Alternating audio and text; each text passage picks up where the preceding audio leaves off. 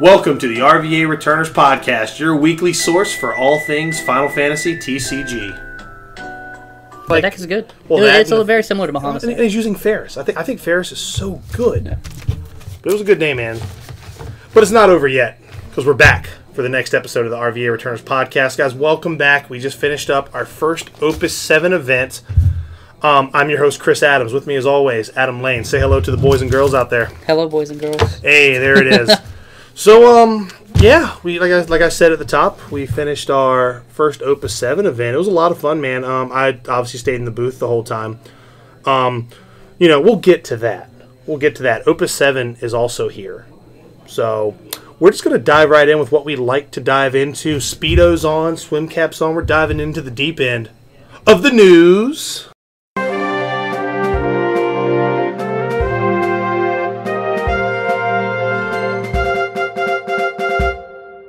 All right, headlines today. Again, Opus 7 released this weekend. So I know you've bought your boxes. You've only gotten one of them. You got your prize packs from the pre-releases. Yeah, I bought a lot of pre-release kits. Yeah, I bought like 4 or 5. I'm debating on if I want to buy one on the way out of here. Yeah, I've got a trunk full of deck boxes, which is kind of nice. They're nice deck boxes. Oh, they're great deck boxes. That's pretty much what my bag is full of. I think I saw Andrew Good say something that actually makes me think about it. He said, "I'm scared now. Everybody's going to bring the same deck boxes to events, so it's going to be a nightmare to deck check people." No, absolutely, man. Yeah, right. You put your initials on it or something. But so, what are your early impressions of the set? I like it a lot. Yeah. Again, for sealed, the set wasn't good. Oh, it was awful for sealed. Absolutely awful. But for constructed, man, there's just so many avenues you can take in deck building right now, I think. And I was scared coming into the event today, and we'll talk about it later, about just people bringing old stuff and slamming. Yeah. But that didn't happen. Yeah, because people were excited, and I think when you say the set's good for constructed, I think it's great for all 3 constructed formats. I think it's great for standard. It had title in mind. Yeah, well, not so much my title, but that's okay. Right, but still, it got a card though. Yeah, it did, and also I really think there's a lot of great playable commons and rares for those that play Pauper. I'm still undecided on how good the standard unit stuff is, but a lot of the other stuff, there's so many unique cards that open up so many deck archetypes. I think. Yeah, and I think that's good that they had all these unique cards because we got hit with a bunch of kind of pretty whack reprints. Honestly, I know we talked a little bit about this during pre-release.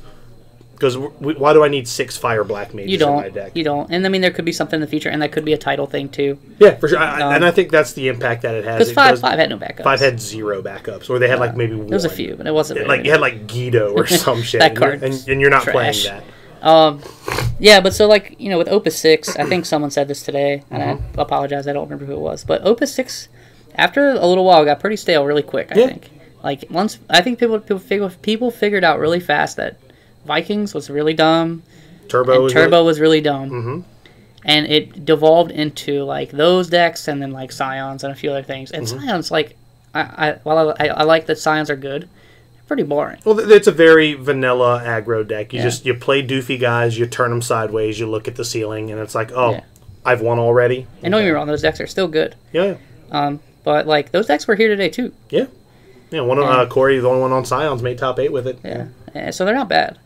But I think this opened up so much more deck building. There's so many cards that require a lot of thought in deck building. There's a lot I want to try still, too. Oh, there's a ton. I don't think I'm going to have time. I know. This is tough with all these events coming up. So, speaking of events, today we had our Soldier Series number 3. I almost said Soldier Showdown, but I've gotten better at actually saying it. It's interchangeable, right? You can kind of do the same thing. It was won today by Muhammad, up from Nova. Shout outs to him. Him and Curtis Kang were in the finals. It was Muhammad was on Mono Water, and Curtis was on Earth Water for Soya. Top 8 was actually super technically diverse. They were both Facilious. They both fall into that archetype, but they were both distinctly different. And we'll kind of unpack that like in the meat of the episode. But Adam, you also made top 4 of this event. Just tell me your experience. This was the first time. This is the first time we've done a release weekend event. Yeah. And what you had said, that you were worried that people were going to bring Opus 6 stuff and just kind of play that. That didn't happen. There were a few that brought some Opus 6 decks with a few cards in it. Yeah, and that was just, I would just say that was honestly Corey. But even Judah's, even his Turbo deck. I didn't look at the full list. But yeah, I actually have it right here in front of me. There was 1, 2... 3, 4, 5. Yeah, only 5 new cards, but still. I would be surprised if someone had more Opus 7 cards in their deck than me today. I don't know. The only person I could even think of that would probably have that would either be Steven or probably Steven because he was on Mono Win. Yeah, I had a lot of new cards in my deck. Yeah.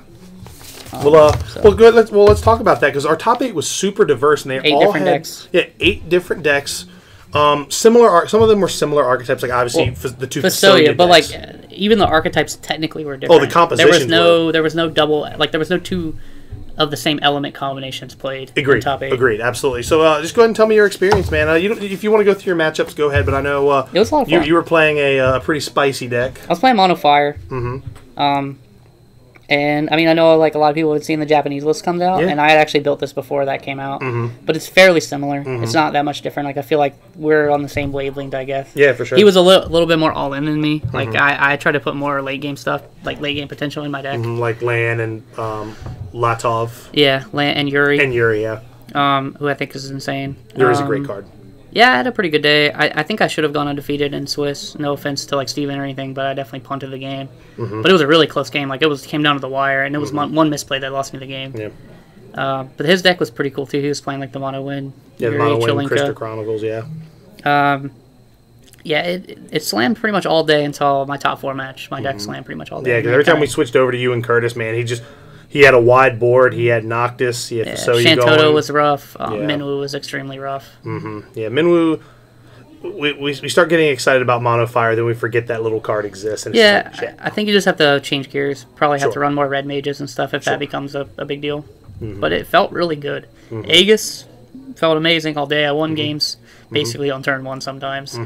There was I think 2 games I played turn 1 Godot because I had to. I didn't want to. Like I'd rather play a backup. And it didn't get answered, and they lost because of that. Because the next turn I just go like Aegis Soul, haste, and swing for 3. It's good. So.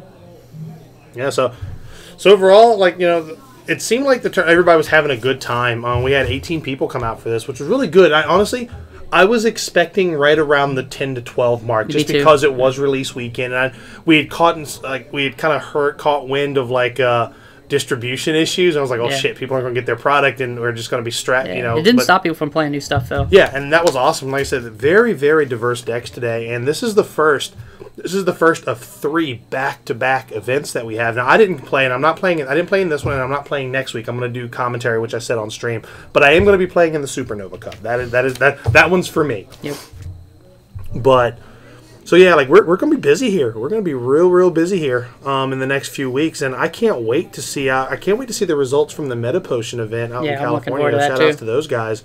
Can't wait to see what people have put together out there, and see. I almost want to kind of like do a little compare and contrast with the results, kind of see where everybody's at. I think everybody's all over the place right now. Oh, dude, it's the Wild West. I'd be surprised if I wouldn't be surprised if like their decks were just way different than ours. Yeah. And everything's just kind of all over the place because I think everybody has so many ideas, and people are trying to figure out what's good and fine-tuning what's not. those ideas. Well, I know definitely where I want to be at moving forward. I love the Warrior of Light deck. I feel like it does lose some steam the more decks evolve. It's a very linear, very fair deck, and I think and the other decks I'm working on. I think if I'm playing Earth Fire, it's not going to be the heavy Warrior of Light emphasis. I think it goes back to being more of like the other. But I'm putting the cart before the horse here. We're going to talk about that when we start looking at archetypes.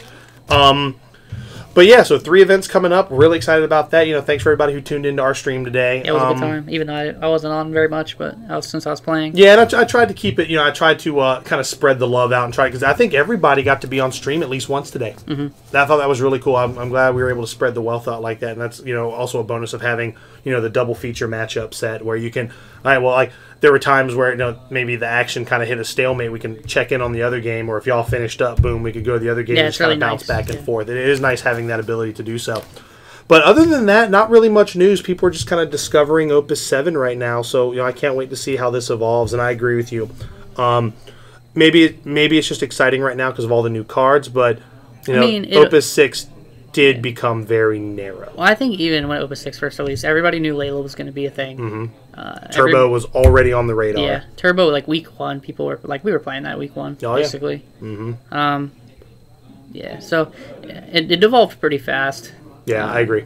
And people will figure out some stuff. Like, I still think there's some cards people are trying to rate and are kind of unknown on. Oh yeah, and that's the good thing about having these events so early on. People can fine tune their decks. I know that the team for Worlds is definitely putting they're playing fun. They're playing decks, and I'm sure they're taking notes. And I know people overseas are watching our events, and they're taking notes too. Oh yeah. So I mean that's really it for the news. But now we're going to go ahead and just dive into the meat of this thing, and we want to talk about just these are we talked about early impressions, but let's talk about what we think the archetypes are going to kind of evolve into.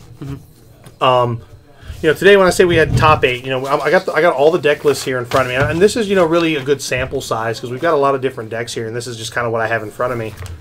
We have Mono Water, and this was Bahamut who won our event.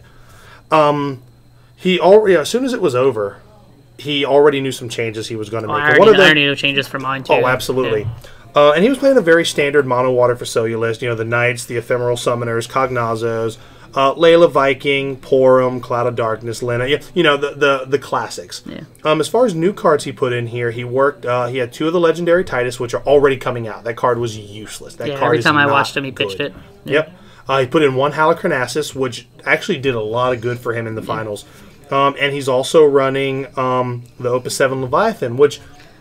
It worked for him well on stream. It did. I still don't like the card, though. Yeah. But what he was doing with it made a lot of sense. Yeah. Yeah, absolutely. Because, if nothing else, you're getting a card off of it. That's it as far as new cards. I think, one of the cards that well, actually, I take that back. Those were the new cards in his list, but then I go back and look at Colin's list. Colin Coughlin came in and played the first couple rounds, then he had to leave. I'm actually surprised he came at all. Well, he came to drop off lands for me. Yeah, which was nice. I didn't think he was going to stick around and play. I thought he was just going to drop those off and peace out. He asked me, right? He was like, is anybody going to be mad if I'd play and drop? I was like, no one's going to be mad at you, dude. Like, play if you want to play. And he was also playing Mono Water, and his list also Mono Water. I like Colin's list a lot, actually. I do too, because he's running the same. He's still running the old Opus 1 Leviathan, which is great. Choo-Choo Lanes, Famfrits. Where his is different is he's running multiple Halocronassus, and he's playing the new Ferris. I like both those cards. The new Ferris is fantastic because you have your targets in that deck, or at least that you can reveal, are another Ferris, another Lena, Knight, and Halocronassus. Like, it digs Does he run Go-Go? He does not run Go-Go. Okay. But I think you could probably you might be able to work in a Go-Go somewhere. Like, this list is really, really good. And he also runs Badaran, or Baldaran. Bataran. Bataran, yeah, which that's the guy that lets you... I think he's an underrated card. Yeah, I agree. He's extremely underrated. I agree. And Colin was... Technically, he was 2-0, because he played against Hunter round 1. I think he played 3 rounds. I think he was 3-0. Did he? Okay. So Colin pretty much went undefeated, but because he knew he was dropping, he actually... He conceded all of his matches, which was nice of him. Yeah. To not hurt anybody's tiebreakers. But the way he was playing the deck was really good. So we'll start there. Mono Water, what do you think? How do you think that deck goes from Opus 6 into Opus 7? It's still really strong. Yeah. I mean, obviously, you got your staple stuff that's not changing. Layla Viking, Cognazo, Scholar. Fasolia has become a Mono Water staple at this point. For sure. Which then, when Fasolia gets in, you got Ephemeral Summoner. When you're playing Ephemeral, you're going to want to play Lena. And because of all those cards, like that makes Ferris good. Yep. I think Halocronassus is nuts because it makes use out of your... Like summons when baby pass when you want to cast them. Like you got a Choo-Choo sitting in your hands not doing anything. You got a Poo-Poo sitting in your hand and you don't need to draw cards. Pitch them and break something. Yeah, it's good. Yeah, and blanking the entire field, that's pretty relevant too. So I like Halocronassus a lot. And I know we have another water review, but I can tell you when I record that, I'm going to be very high on that card. Well, as you should be. I think it's a fantastic card. And, keeping with the theme of Fasolia decks, Curtis's archetype was actually the one I was really excited about. Because this is that, believe it or not, while I was real kind of tunnel vision on Warrior of Lights, a deck like this was what I was thinking of and what I was really looking to put together. It's Water Earth Fasolia. Yeah, I had a list like this in Opus 5, I believe, when Cecil came out. And I think Noctis is what puts it kind of back over the edge. I think it finally has enough cards to give it a lot more legs. Yep, I agree, because his list is running, as far as new cards, he's running the new Titus, he's running Noctis, he's running, that's really it. He's just running new Titus and Noctis. He's running a playset of Noctis and 2 of the... When I say new Titus, the good Titus, the rare one. Yeah, the one that bumps a character. Yeah, because if you watch his matches on stream, he got a lot of value off of bumping his Laylas, bumping his Vikings, bumping Shantoto. That card is... And it's over curve. So it does a lot for the deck. And, me and him were playing some exhibition games. Like, Noctis being on the board with Fasolia really creates some neat situations where... He can just kind of take over a game by himself, and he can protect himself as well. So, Really, really neat. Of course, he's running the staples. He's running your Hecaton chairs, your Famfrits, Wool, Cecil, Layla Viking, Ingus. Some of the neat stuff he was doing was he would battle with Noctis and then tap him, Ingus, and a backup to give Noctis the buff. Yeah. So there was some really neat tricks there. I think this was an archetype that I look at now. One of the things I'd probably do is I'd probably switch. There's some changes I would make to this. I would probably find a way to get that 7-drop Sarah back up in there, just because I'd want to play more Warriors of Light. Because I think maybe getting Dusk in there somewhere with Wall could be good. Because you'll have Yuna to reduce your summons. You could also tap Dusk to reduce it again, making your Choo-Choo lands cost 2 or making your Famfrit cost 1. It could be okay. I'm just worried that you would give up some other things by doing that. Yeah, and that's why you kind of tweak it a little bit. You play with it. I think 3. I don't know if 3 Noctis is necessary. Maybe it is. I don't know. He didn't see it a lot as much as he did to in finals. He saw it against me. That was my loss in top 4 was Curtis. He slammed me pretty bad actually. Minwoo was a hoser for me, pretty bad. But I mean, we can talk about that when we get to fire. Yeah. But I think Earth Water has a lot of legs this set. Yeah, I agree. That's kind of what might be where I focus my competitive attention, because the Warrior Light deck again was just a fun. This is my early project. I love Tribal. Let's try it. And I'm still very high on it. I think that deck can still be very competitive. I think you could take it to a bigger event and do well with it. Yep. But I think it's too fair. And I mean, it has to beat you kind of. It does. It has to beat you in a fair way. And as long as cards like Famfrit are still around, it probably won't do that as much. So next we're keeping in the top 4. We have Turbo Ice. Let's talk about that one. I think we only had one ice list in this whole tournament, and that was from Judah, who did make top 4. I'm going through all the lists here. Yeah, that was the only list we had. It was the only ice in general, the only turbo. No, we had a lightning ice list. Oh, yeah, that was Trevor. Yeah. Also called Dark McRib Girl, which I'm all about. But let's talk about Turbo for a second. Obviously, it's still the boogeyman of the format. I personally think it did get better in this set, but I think now there's more that could handle it. Yeah, I mean, if the meta shifts to be able to handle it better, then it's going to make the deck a little worse. Right, and I think that then it switches back to, mid-range. It still can just win, though. That's the thing. No matter what happens, it can still just win. I'm not sure what new cards Judah tried. Well, he tried some of the ones. Obviously, he really zeroed in on the new Snow backup, which, while I do like that card... I've tried it in Turbo. I think it's too expensive I think it is too expensive. He's also trying a card that I really enjoy in Turbo, and that's the new Gremlin. I think that card's really good because you're gonna trigger it easy, and then you've got the Setzer on a stick, which I think is really, really good. And he's also running Bablizz. I think Bablizz is instantly goes in there. Yeah. Bablizz is great because it just searches out your win. In Turbo, you're top decking. Now you don't have to worry about top decking your Shiva. You can just get it when you get this guy. This guy pretty much acts as he's running 2. I also like 2. He acts as Shiva's 4 and 5 in the deck. Yeah. So some things that I've been testing in Turbo. New Jill. I think she's okay. And if you play the new Jill, I think you can run a split between the new and the old to give you some more burst. Sure. And then also you're able to S for pretty cheap if you have to. And if you just play her, the worst thing that's going to happen is they discard a card. Yeah, and you're probably paying just as much for her as you would for Edward unless you hit Harley early. And I don't think Edward Harley is super great in Turbo because you would need it to go literally in that order in order for it to be worth it. Absolutely. And then the likelihood of you Edward S-ing later in the game is not high because you're playing Hellbent with your opponent. I'm a bigger fan of the Imina Kazuza backups, the 2 and the 2, the two cost that makes. I think those are fine too. Yeah, I think those. Kazuza obviously doesn't come out. Yeah, Kazuza's 3 of 100%. Yeah, that's the best backup Turbo has. Something that I've also been toying with, and I mean maybe you could weigh in on it too, the Time Mage forward. So I like Genesis. Don't get me wrong. But he costs 4 in Turbo, and Turbo usually only has 1 backup. Time Mage costs 3.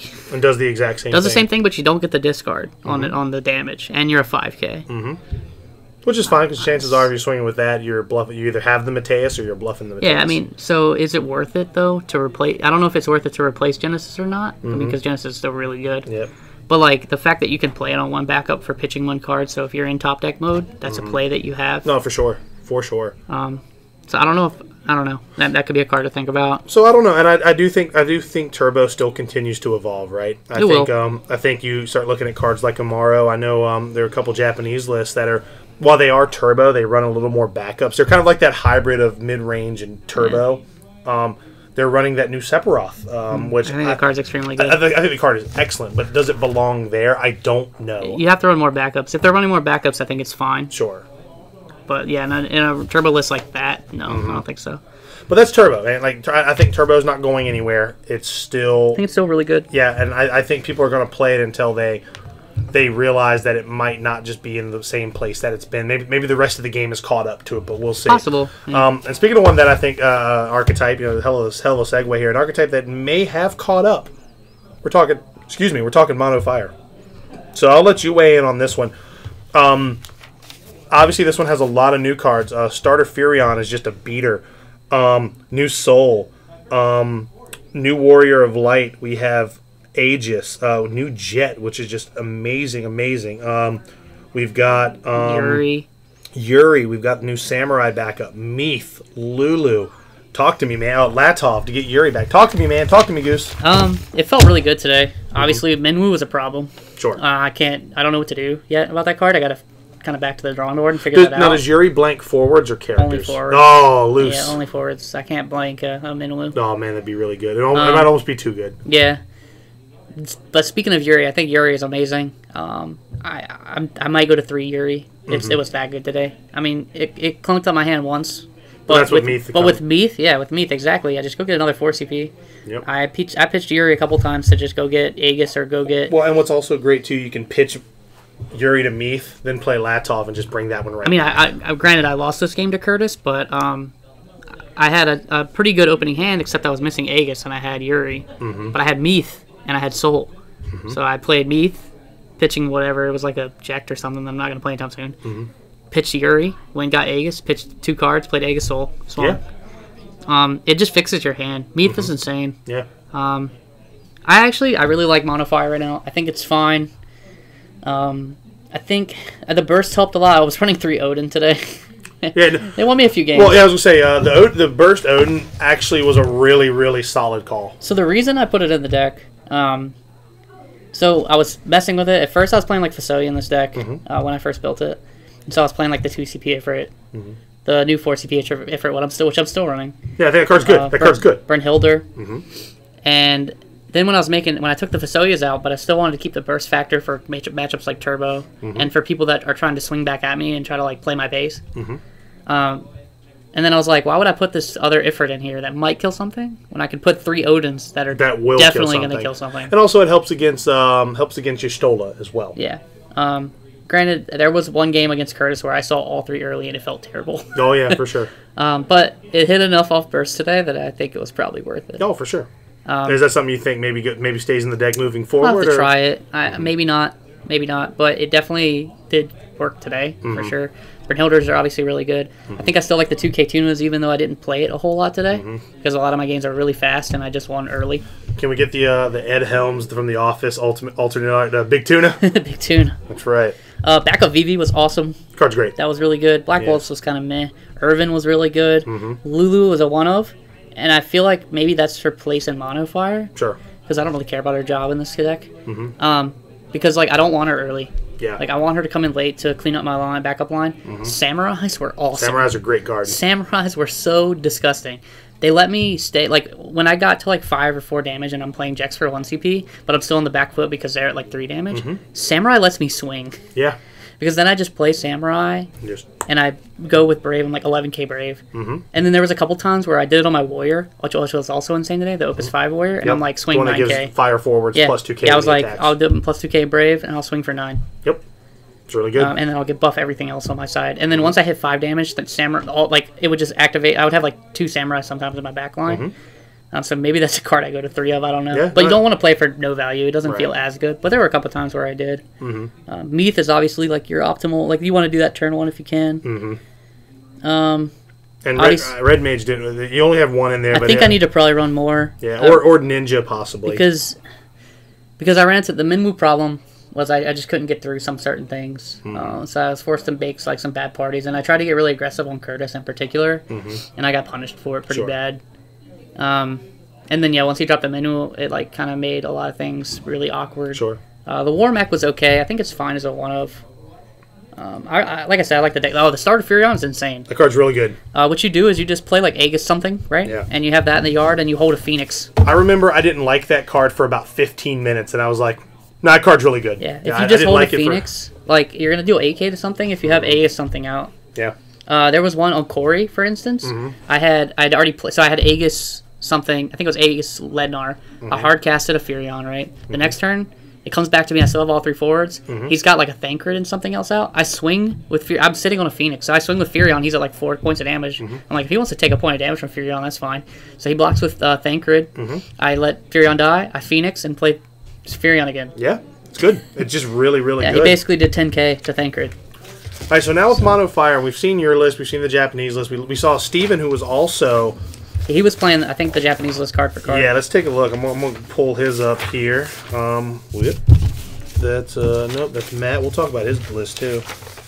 Steven, yeah, his he's playing the Goblins, the Ifrits, his looks very much. He's playing Selfie. Yeah, his looks card for card like the Japanese list. Yeah, because he's playing the Opus 7 Rain. Yeah. So, do you think? Well, I guess where I'm going with that is, do you think Mono Fire stays this kind of lower to the ground faster deck, or do you? I don't know. I think that might be the best build right now. Do you think it maybe eventually because if that style stays, obviously Minwu becomes more prevalent because water's clearly not going anywhere. So yeah, I think in the way that my deck has to beat that deck is just beat it before it matters. And if I don't and I fall behind, I probably just lose. It's funny. It's like an aggro deck, very similar to Turbo, but I'm not stripping your hand. I'm putting pressure on you early. Right. So you still have resources to play, but I think it also beats Turbo. Because I can put Turbo on the back foot really easily. Exactly. And my bursts are going to put them behind. So I guess really what I'm asking is there a future for Edgar in a fire deck here soon? I don't know about that. We'll see. But like, I think Yuri is definitely a card that helped fire a lot. Do you know what Dolan Freeze outside Isis is retarded? That's what makes him insane. Me and Steven both had one on board at one point in our match, and it just got so out of hand. I thought we were going to go to deck. Yeah. Because you stop the momentum cold. Before we get to the next archetype, we're going to kind of segue, kind of do like an in between the two.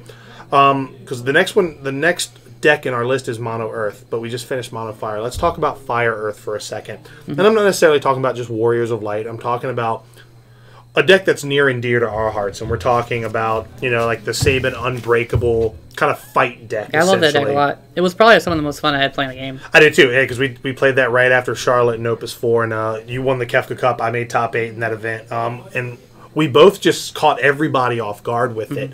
I just lost to Mono Water big dudes in the last match, couldn't catch up, but it happens. It just happens, and I know you actually lost to Mono Water in Swiss, so I did. Yeah. But does that deck now have a future with cards like Noctis, cards like Yojimbo, Land? Do these cards? Because I know we've been kind of brewing like a skeleton list here that I'm sure we'll bring to locals. I'd love to try it. Yeah, I'm really unsure about it.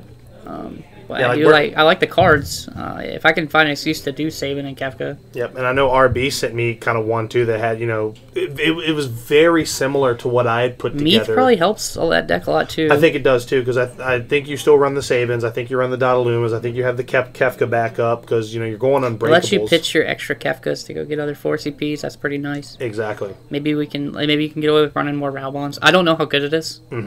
But I would love to try it. I like the concept of that deck. It's really fun. Combat in that deck is a lot of fun. Yeah, and I think in Opus 5 I remember because we played it in Opus 4, then we saw Vermilion Bird Joyu. We were like, oh, this guy just completes this. It sucks. Deck. I tried him in my Final Fire deck too, and then he just kind of came out. I might put him back as a 1-of though, just as a Meath target off Jack, because right now Jack does my only 5. Yeah, that would be good. So I might do that. Or either that or Begalvin maybe. Yeah, I tried him too. He just kind of felt lukewarm to me, especially if I'm going really fast. At least Birdman's swinging. Yeah, Birdman does let you go fast for sure. Speaking of between those two archetypes and what I played as well, like Lednar is good. Is really good. Because we played Lednar in that deck. And yeah, he's insane in that deck, obviously, because now you can Kefka if they don't pay too, and it's like that's fine. Yeah, I mean, it was really awkward for people to deal with that. Like I'm like, you want to pay? Like Steven forgot that he kept trying to target him with Yuri, like dealing 4K and stuff, and I was like, you gonna pay 2? He's like, oh, I have to pay 2. I was like, yeah, anytime you target. Yeah.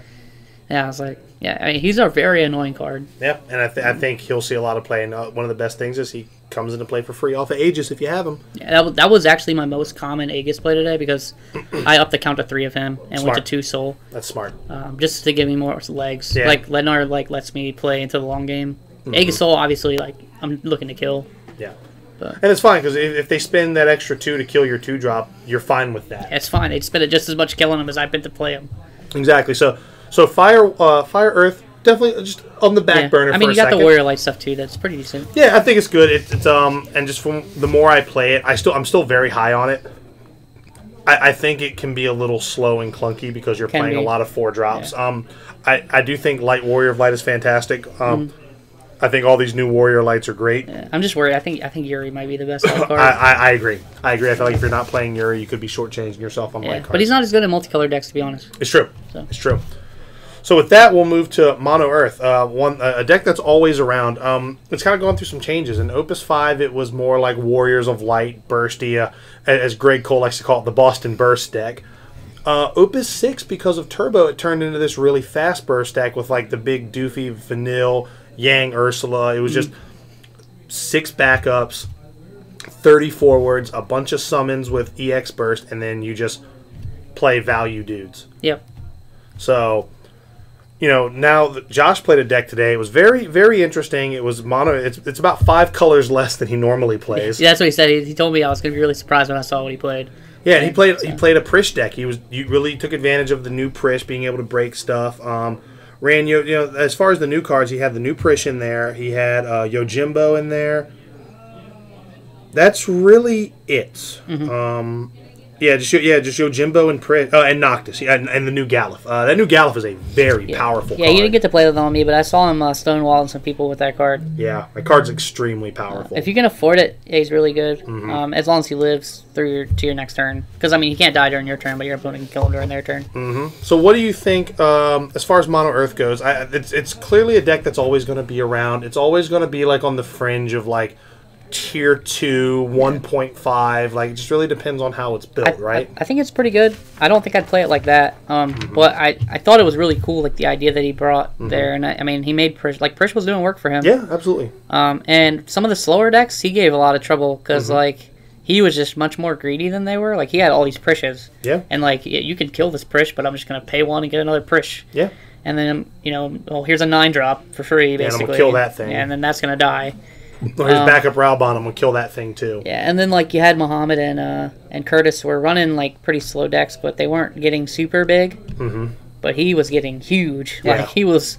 And that was hard for them to deal with. Yeah, and then like we said, Galif is just a brick wall on your turn because he can't die on your turn. You have to reduce his power to kill him on your turn. And that's what are you gonna do? Triple Choo-Choo lane him? You're gonna Ramu? Yeah, there's a lot there. Yeah. And I think there's a lot of different ways you can go with Earth. Yeah. And still beat a lot of decks. Do you think the big doofy Earth deck is still viable? I don't have as much trouble with Earth, with Fire at least, because they can't play Minwoo. Yeah. So I don't really care how big they 2 cards is probably going to kill. Two combinations of 2 cards. It's going to kill. It's probably going to kill whatever they have. Sure. And I usually have enough burn to do it. And you don't really worry about Vincent in that deck either because you just burn him. It would suck if it hit a Odin or something. Oh, of course. Yeah. But I think it's still really good. I think it's going to take a while for people to figure out what the best Mono Earth deck is. Yeah, I think Asmodai is a good card if you play a conjunction with Cecil. Sure. I think if you can afford Galif is fine, but I think he might be too slow. Yeah, I agree. I would still be playing Guys and all that jazz too. Oh yeah, for sure. Just because Turbo's still around. I guess Earth is a little more reactive and it'll kind of evolve with the meta. But a deck with Earth in it, we're talking Scions here. This is Lightning Earth. What do you think about Scions in this new set?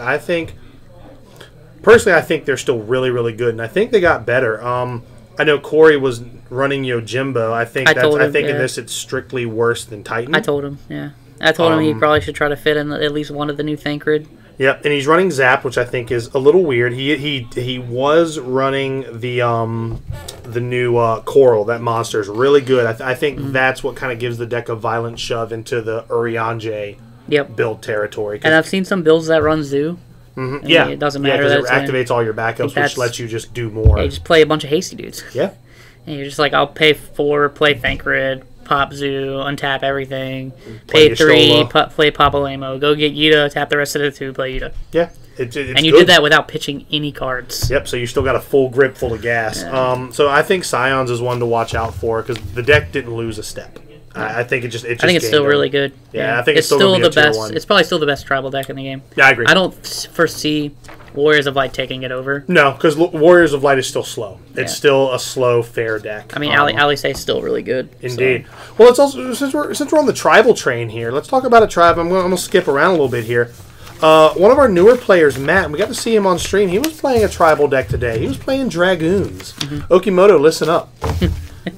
He was playing Mono Lightning Dragoons, and his deck looked good. Now, granted, his summons are all over the place, and we talked about it afterwards about cleaning up that summon package. He could be onto something here because we talk about them having we talk about Scions having Alizé. Dragoons got a really big boost in this set by on a card by the name of Barbara. Yep. Barbara gives all Dragoons haste. She's a slightly undercurve 4-drop. She's a 4-drop 7K, but if you have Lulu out, she's on curve, and she gives herself haste. That's huge. And he had some board states where he had all the 2-drop guys. He had Barbara and Kane out. Who's the threat? You have to kill Barbara. Yeah. You have to. Because otherwise Barbara's just going to keep pumping out stuff. Yeah, just jamming them down your throat. I think, and obviously they still have, Estinian, King of Burmecia. He was running Cid of Clan Gully to search out the 2-drops. Like, his mentality behind the deck was very, very sound. And it's good for him being a newer player. He's not a stranger to card games. Like I said, the only thing that was really all over the place were his summons. Because I think he wanted to try a bunch of different things. He's still looking to fine-tune it. And he, obviously, like, when he first showed up and he was, like, asking us, he was playing Lightning Ice at first. And then he saw that, like, Dragoons were, like, a thing. And I told him at the time, because Opus 7 wasn't out yet, we hadn't seen Barbara yet. Yeah. And I was like, yeah, they're not great, but, like, they're fun. Yeah. They're good for a player to start on. And so he just kind of took it and rolled with it. Yeah. He kept building, and he kept coming back with Dragoons every week. And now that he's got Barbara, I think he's really excited to, like, keep trying it. And I do think Barbara's very strong. Yeah, and it looked good. Like, the deck, like, watching him play, like, and there were some times where he made some misplays, but that just comes with the inexperience. Yeah. I think the list he has, like, the forward lineup, the backup line, they're fine. They're absolutely fine. We're going to fine-tune it for him, but I think Dragoons is something that you could see at competitive tables moving forward. It's possible. So now we're going to get to a deck that, speaking of something that hasn't really been seen at a competitive table in a while, let's talk about Golbez. Yeah. They got a couple fun new toys this set. One of the, I'm talking in the form of Spaghetti Gilgamesh. That's the new legendary. This was probably the most fun I had playing all day today. It was a tight match. It was, dude. It was insane. And one of the best cards in conjunction with that Spaghetti Gilgamesh is that new 2-drop Chocobo. Yeah, no, when he played that, I was like, this is scary. Kefka was good because he was like, okay, I'll Kefka my Gilgamesh. You want, and then I'm gonna swing twice. You can block him if you want. Then I'm gonna pay 2, and I'm gonna get another Gilgamesh. Yeah, dude. Spaghetti Gilgamesh is on point. Yeah, it was really good. He made me regret not having Bahamut in my deck. For sure. Yeah, it was because I still got to worry about Golbez. Still a thing. I think the name of this episode needs to be "Waiter, there's a Brynhilder in my spaghetti." Yeah. Aegis is really good in that deck too, man. Aegis lets you drop a colorless too. We had to have a dice counter to keep track of how many Gilgamesh. Thank God he did that, because otherwise I would have been asking him the entire time. So I think for those Golbez players out there, no, it looked like a lot of fun. It looks. I'm still scared because at the end of the day, like there's still decks that mess with them pretty hard, right? And if people are running more, it seems like a little bit more balance is coming back in too. Like with the water decks, they're running Leviathans. As long as they're running the old one, not the new one. Yeah.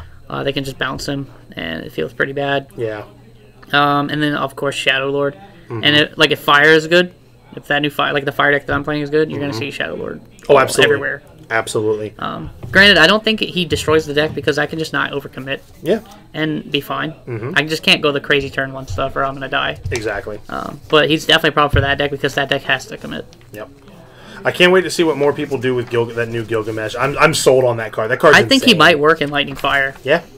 Yeah, I agree. I'm just saying. Because there was that Japanese list. Yeah, I've heard about it. I heard a Japanese. I haven't looked at the entire list yet, but it sounds really cool. Yeah. Just being able to get Gilgamesh, and you're probably just running that and maybe one other one. You're not going all out like the. You just want to consistently get him to 10K. Yeah. That's really. And you just run other pumps. The Chocobo was really interesting. When Vince played that on me, I was like, okay. Yeah. I was like, we're gonna have to kill that. Yeah. Yeah. So that was probably the most fun I had playing all day. Though. It was a great stream match too. We were back here just getting hype, and then Man, when he dropped the second Deleta, and I was like, "Oh, you nerd! He had it." Oh yeah, I wanted to get the best. Like, I wanted to get the highest power forward off, even if it meant taking 1 more point of damage, and that was a mistake. Yeah. So Golbez, put a question mark next to that for now, because I think some of the new 2-drops in this set really give it a Warrior lot of of Light. gas. Yeah, Warrior of Light, Soul, Chocobo. Spaghetti Gilgamesh. A lot happening there. But next, let's go to another one. He was just speaking of. He was also running Gipple. Yes, he was. To buff Gilgamesh as well. Yeah, smart stuff. Smart. And and again, the Kefka is real smart. Great job, Vince. Next one, we're talking about Steven's deck here. Mono Wind. Mono Wind has kind of been the talk of the town, really, because they got all this really neat Crystal Chronicles package. They got this really neat Family Matters style package with Hope, Mom, and Dad. And then, of course, all of this activation that you can use to abuse Yuri. And Steven's list kind of does a little bit of that. It has Shalinka, it has Yuri. It runs, Old Barch for the activation. The new Cecil, really key in that deck. The Tree, Anohelm, and Allhelm, Alhamnin, I think, or something like that. Yeah. Whatever, it doesn't matter. Tree. We'll call it Groot. I am Groot. And then we have, obviously, Yuri, Trilinka, Vata, the new general that just pretty much is a free. I underrated the shit out of that card. I did too, because we were like, "Oh, that's super vanilla." No, it's good. It's actually really good. Well, I didn't think of the implications with playing him from hand to ready backups that do things. Yes, which is very relevant. So yeah, he's really good. So what are your takes? What do you think on Mono Wind? I think it's pretty strong. I think it's the most powerful it's ever been. I agree with that. Yeah. I don't know if it's tier 1, but I think it is very strong. I think Yuri is what puts it there. I think that card's insane. If you're playing a mono deck right now, consider that card, I promise you. Well, and then what happens too is you start getting, and then if you get Yuri and Trilinka out, you're in trouble. You have to kill one. He had both out. He never resolved that against me. He just kept either dealing 4K in conjunction with another damage, or he would dull and freeze something to make way. And then if it got to the point where I just didn't have anything out, or I only had 1 forward, then he would party. But it never even got to that point because he would just move shit out of the way. Yeah. So I started really fast on Steven. I ended up losing late in the game, and it was off a misplay, but it was really close. So it was still really close. And yeah, I think the way you play Mono Wind right now is pretty similar to his list. I think you play that, and you just play as much activation as you can, and you abuse the shit out of Yuri. And do you think, and I noticed it wasn't in Steven's list, do you think Legendary Balthier finds its way into that list? Maybe. I don't know if you need that much ping or not. Maybe, though. I think you just want the activations on other people, not necessarily Balthier. Okay. I think you want your backups to be activated so you can do, double, triple Yuris in one turn. And do really stupid things. If you get Yuri Chalinka online, now Yuri's going to deal 5k to things. The Tree's dealing 2k to all your forwards, or 3k because he's a Crystal Chronicles character because Chalinka's out. And then, if you could ready Yuri, do it again. Yep. The thing is, you got to get started. So I think that it's going to have, and I think, correct me if I'm wrong, but I think Steven lost to Turbo today. He lost to Judah. I think that's going to be a problem matchup for that deck. I can see that. But if that deck gets started, it's hard. Yeah. And going in that direction, another Crystal Chronicles build, and it's the Fire Wind build, which I think becomes the better Fire Wind build over the Rebels build. Yeah, probably. I think they've already just kind of 86 Rebels, honestly, because you get a lot of support cards. Another card that's Crystal Chronicles that is actually kind of relevant in that deck, Dark Lord. Yep. Yeah. He can do. He's now going to do 4K when he enters combat. Yep. I think he's a fine one of. Yeah. I actually, as much as I hate to say it, he might be fine as a one of in the deck that I'm currently playing as well. Just to stack with other ping. The problem is he still gets shit up by mid-move too. Yeah. That's not really helping. Well, then you're losing 10 cards off the top, which can be rough. But I did win most of my games pretty fast today. There so wasn't a lot that I won. Matter. There wasn't a lot that I needed to take into the long game. I think Firewind is okay. I think the Mono Wind version's probably going to be better. Having access to Latov is pretty critical, though, I think. Latov is great. But I think the monocolor makes Yuri a better card. Yeah, it just makes it easier to set up things to do dumb things with that card. I agree. And if you're in 2 different elements, it's going to be a lot harder to set up those situations. I don't think it's bad. I just think I prefer the Mono Wind version. Absolutely. So let's see. Just kind of look at anything new. We're still looking at the same. A lot of Mono Wind today. There's a few of those. I mean, I think that's kind of the deck that kind of the set tells you to build, right? Yeah. Well, that and another combination that I think got a lot of help in this set because of the heavy amount of 13 cards. Let's talk about Lightning Ice for a second. Trevor was playing that. His was a little bit different. He definitely was really big on the lightnings here. He was really on the lightning plan. Had snow backup, Maquis. So he was really, really banking on lightning getting in there and doing stuff.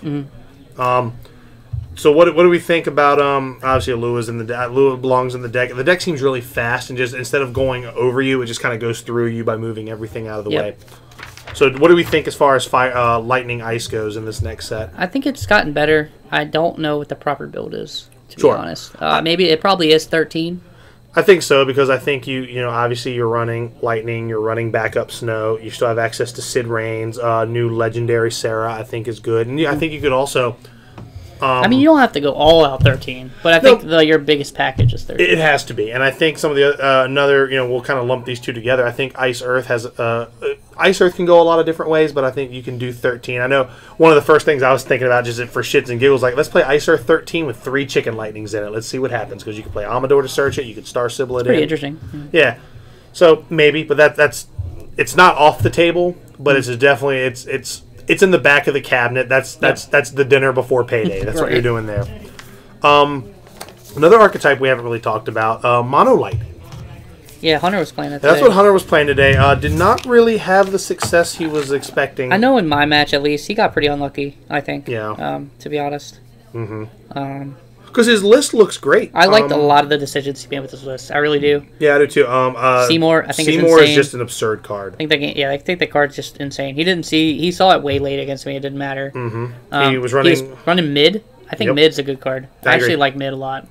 Yep, he was running Archangel, which I think is a good card right now. He was running the new Emperor. No, he's running Old Emperor. The Dark Emperor to stop a lot of the activations and things like that, which I think is critical right now. Yeah, I mean, they didn't get a whole lot, but I think Seymour is really good.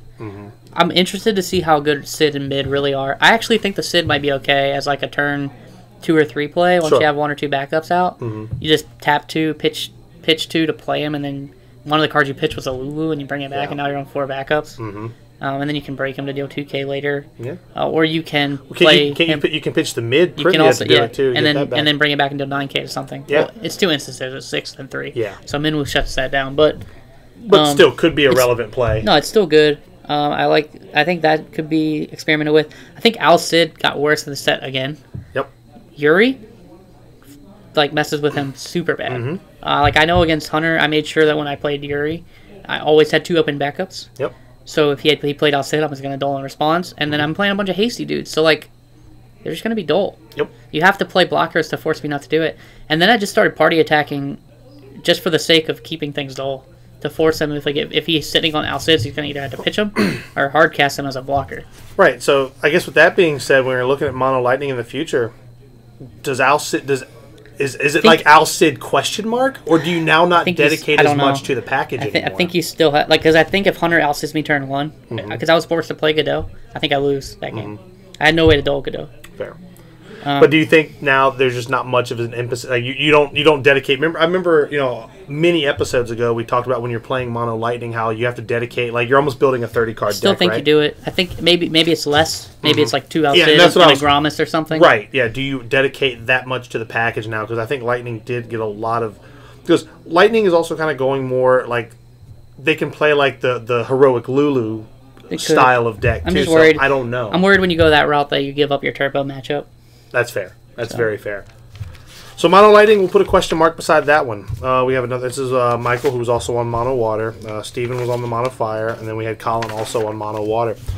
Now, as far as other archetypes we didn't really talk about, not really much. Ice Earth was kind of the one that we didn't talk about. Maybe we'll see if Okimoto was on something like that today, or Wind Water. Yeah, I mean, I'm interested to see. Yeah, I think Wind Water is still really good. I don't think you have to change much, and I think it's still fine. What do we think of? So Wind Water is still. I agree with you. I don't think that deck changes much. What about Fire Ice? No Fire Ice today, but a lot of people around here don't play that anyway. And also, I wasn't playing, which I have that. I don't know. It's hard to say. I mean, I've seen obviously like you've made some lists. I've seen some other lists. I know JFB's got a list that he put out. I think you maybe go more discard heavy, almost like your old list with like haste and discard, and maybe you just go in. I don't know, and then you can play the new Sephiroth. As just a good finisher. Yeah, I don't know. I haven't played against it enough to really know. I don't think there's not a lot in this game that's bad. Yeah. Like, that's just bad. There's not a lot. Like, I think almost any color combination has some gas. So with that being said, you know, that we've covered a lot here. What are you looking to play moving forward? As far as like for when you Adam Lane, you've got your binders out, big tournaments coming up. What are you looking to put together? I mean, right now it's probably Monofire. Still on it. I still like it. I think this might be like the best iteration of it since I've started playing again. Sure. It definitely still has its issues. I don't know if it's tier 1. It probably isn't tier 1. But for Cauldron Cup, I'm probably looking to play it, at least right now. Who knows? I mean, that could change. But I only got 7 days, so... it's tough. I mean, mono win's really appealing to me, too. Yeah. But I don't like giving... I feel like I'm giving up the turbo match when I play that deck. Which is rough. It's rough. And I know people are bringing turbo to Cauldron. Of course. There's too much on the line not to consider it, at least. I would only bring turbo if I think that it's just the best. I don't know if it is right now. Yeah. I'm not sure. It's really hard to say. I still hate Gesper, but like... Yeah, maybe when the dust settles, turbo might just kind of fall into the rest of the pack. And I mean... Because it's still, again, we talked about it's still a thing that can just kind of win out of nowhere, but I think all of these kind of lower to the ground decks... There's a lot of 2 CPs running around, and they get at you fast. So being in top deck mode does not hurt you nearly as much as it used to. Yeah. I mean, I'm looking at Mono Earth, too. I think that's still pretty good. Some kind of Noctis deck seems fun to me. There's so many things I want to try. Yeah, it's just a lot. I really want to try that. Fire Lightning, I want to try. With old Sketty himself. Oh, yeah, he'll be in there. So... There's a lot of things. There's just so much. I feel like I said, I think the floodgates opened with this set. I think there's a lot you can do constructed-wise. Yeah, I agree. And that's the journey. The Opus 7 journey is just starting. You know, I had initially said that I was griping because like we're kind of in that middle between like the official competitive season and Opus 7. It's kind of outside of Worlds. There really isn't much on the. There won't be much, I don't think. But I feel like this set's going to be a lot of fun. So all of these events that are happening, all these grassroots events that are happening. Shit, man, I think it's going to be some of the most exciting time in the game. Yeah, I mean, I'm going to travel as much as I can. Yeah, same, absolutely, because we got this. We have the reunion in January. Yeah, I'm going to try. I'm planning on making it down. When you buy your plane ticket, you'll just let me know, and I'll figure it out.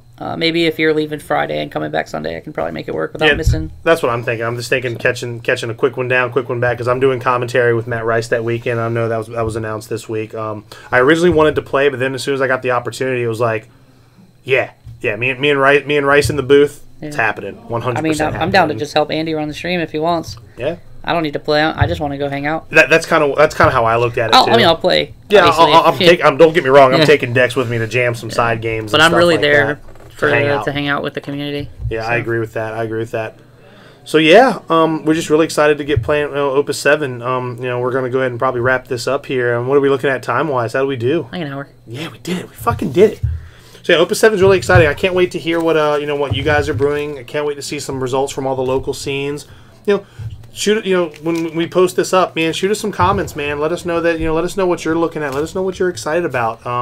Hit us on the YouTube comments. Hit us on the on the podcast site comments. Hit us on the Facebook page. Let us know what you got going on.